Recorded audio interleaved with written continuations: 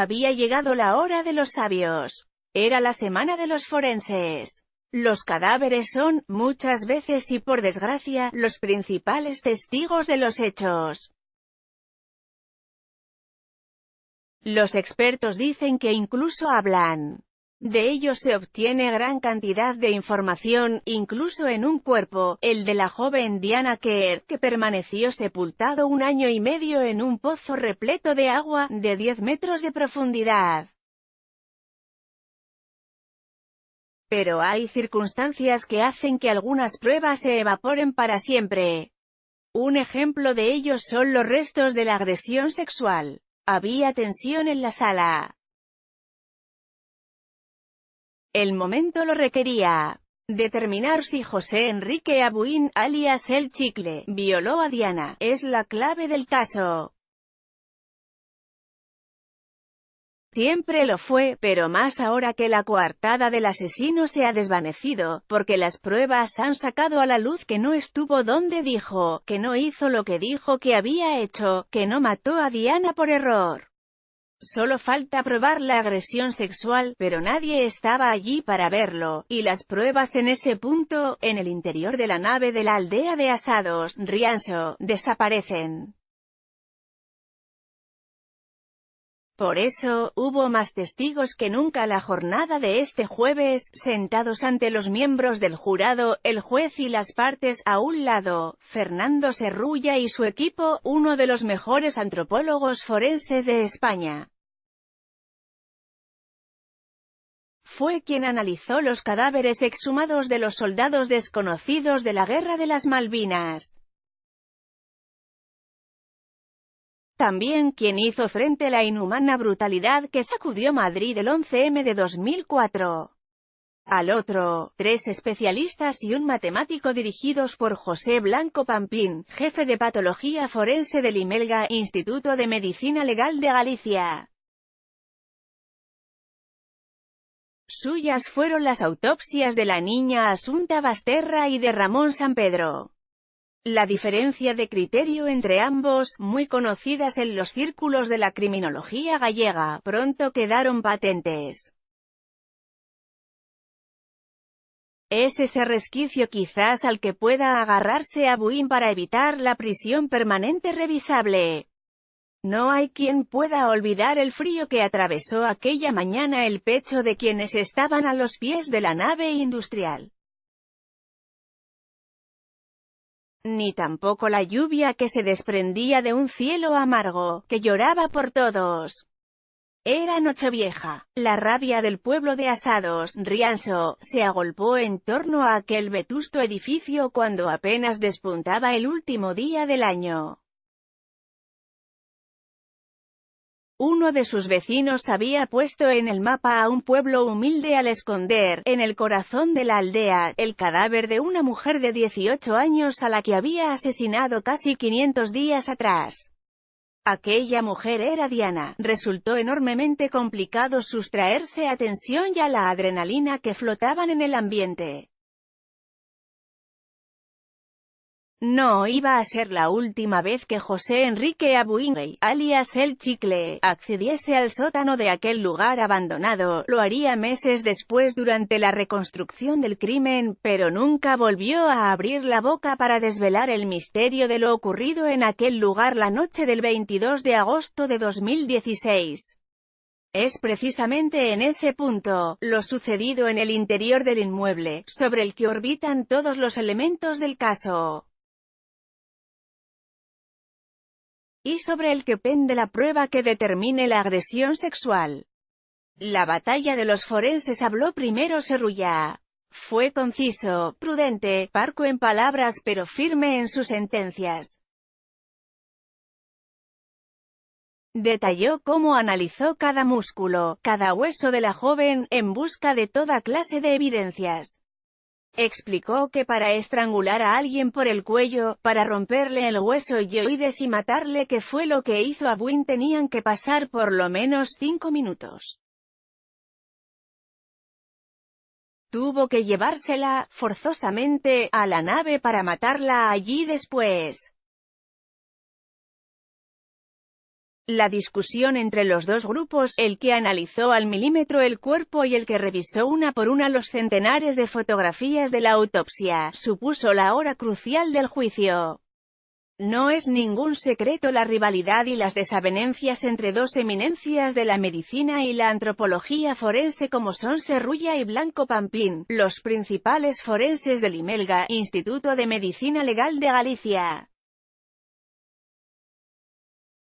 Esta vez discreparon en su diagnóstico. Pampín estaba de baja cuando apareció la víctima y no pudo ponerse frente al cuerpo para realizar la autopsia.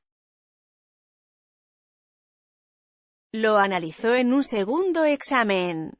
Eso sí, sobre el papel, sin embargo, él vio un edema compatible con un acto sexual de naturaleza violenta en las partes íntimas de Diana.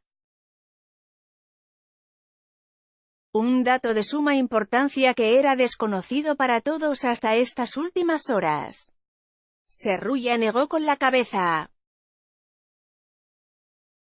No aceptó la tesis, y dijo que su equipo advirtió ese fenómeno en distintas partes del cuerpo, pero que la razón de esas hinchazones no era otra que la absorción prolongada e ininterrumpida del agua.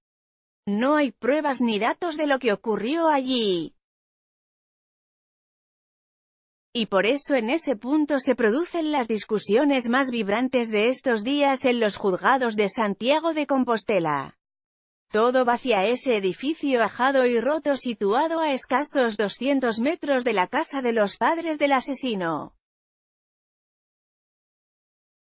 Los habitantes de la zona sabían mejor que nadie quién era aquel hombre. Le vieron jugar por los senderos, trastear por las pequeñas y sembradas parcelas particulares. Le habían visto crecer, y de ahí lo aterrador del asunto. La revelación de Pampín, del hallazgo del edema en la vulva del cadáver, provocó una enorme agitación en la sala. Fue una escena inédita que no suele verse en los juzgados. Dos grupos de forenses enfrentados, discutiendo por un detalle novedoso, desconocido hasta la fecha. Pampín no había recogido ese dato en el informe judicial presente en el sumario. Y por eso el juez Pampín le reprendió, visiblemente molesto, incluso para lo que tiene acostumbrados a los espectadores de la vista oral. Esto merece una explicación, señor Pampín. El tejido laxo de la vulva se llena más de agua que el del resto del cuerpo, dijo Serrulla. Él y los suyos lo ven como un fenómeno claramente post-mortem. Hasta los huesos rezumaban agua. Pampín respondió, un cadáver tiene enfisemas, no edemas. Yo he visto miles de cadáveres de mujeres en estado enfisematoso. Pero este es un edema idéntico al que se aprecia en otras víctimas vivas. Es un fenómeno vital y no lo he visto en ninguna otra parte del cadáver. Tuvo que intervenir el magistrado en pleno debate para poner orden. ¿No es importante, para llegar a esas conclusiones, haber estado en la sala de autopsias? Es importante, zanjó Pampín, pero a mí me basta una fotografía. Ambos equipos de profesionales pudieron ver más que las gentes de la aldea de Abuin, que convivieron sin saberlo con la tumba del cuerpo de aquella joven. Con el hallazgo pudieron constatar de primera mano aquello que escribió Hannah Arendt en Ein Chan en Jerusalén, la forma en que el mal llega a esconderse incluso detrás de hombres terrible y terroríficamente normales. Sabían que el hijo de Margarita era un prenda, que le precedía la fama de chivato, que había protagonizado alguna que otra fechoría.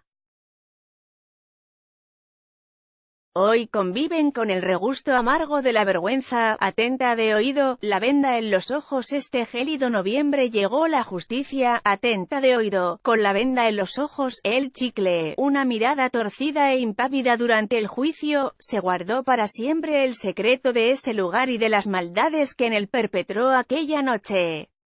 Abuin dibujó, el primer día del juicio, la coartada de un temerario ladrón que echa 4 horas de noche en plenas fiestas del pueblo vecino para robarle unas garrafas de gasoil a los feriantes y que mata por accidente. Luego se cosió los labios, escondió su pérfida sonrisa y se quedó a vivir en ella mientras todo lo demás ardía a su alrededor. Había quedado como un tipo sin neuronas, un pobriño. Abuin esbozó el crimen como un despiste, el descuido de un tipo cualquiera que no supo, ni pudo, controlar su fuerza, pero la coartada se le ha ido desmoronando al asesino confeso de Diana como un castillo de naipes. El miércoles 13, segunda sesión del juicio, el jurado pudo oler, sentir y ver en la misma sala a todas las víctimas de El Chicle. Cada una con su respectivo cuento de terror. Y así desfilaron todos, hasta sus amigos, los más fieles, para definir el perfil de un acosador de niñas acechando a las puertas de los colegios de la zona. El círculo se iba cerrando no solo sobre él, sino también sobre aquella noche concreta, sobre aquella hora aciaga, sobre las mentiras relativas a los momentos previos al crimen, sobre el lugar donde había ocultado el cadáver. Todo ha sido examinado al detalle, los minutos antes y los minutos del asesinato, qué hizo entonces, cómo se comportó, cómo el día siguiente logró irse a la playa con su familia y no modificar ni un ápice su comportamiento. Todo converge, al final, en saber qué hizo esos minutos que pasó en el interior de la nave con ella, probablemente viva todavía, si este miércoles la tecnología de la telefonía móvil permitió determinar el punto exacto del rapto de Diana, que volvía sobre las 2:30 de la madrugada hacia su casa por el paseo marítimo de A Pobra do Caramiñal. El día después los forenses explicaron cómo Abuin tuvo que matar a Diana necesariamente con una brida. Nada de lo que él dijo en su día había sucedido, ni había estado en la zona de los camiones, ni una gitana le había sorprendido, ni tampoco fue la mató por accidente. Todo converge, al final, en saber qué hizo esos minutos que pasó en el interior de la nave con ella, probablemente viva todavía. Se llegó ahí a la nuez del caso, la que han analizado los forenses sin ponerse de acuerdo entre sí. Esa hora concreta que permitirá determinar lo que pasó de verdad aquella noche. La abrumadora prueba indiciaria parece conducir a eso, pero nadie, por desgracia, nadie más que José Enrique Abuin Gay sabe lo que ocurrió en aquella nave antes de arrojar el cadáver de la joven a aquel pozo, lastrado con 2 bloques. Y es justamente eso lo que puede llevarle a pasar el resto de su vida en la cárcel. Desde entonces así quedó patente en el juicio, él solo calla y aparta la mirada. Una posibilidad que se aleja por momentos. El martes el jurado empezará a definir el objeto de su veredicto. Es extraño vivir tan de cerca todo esto.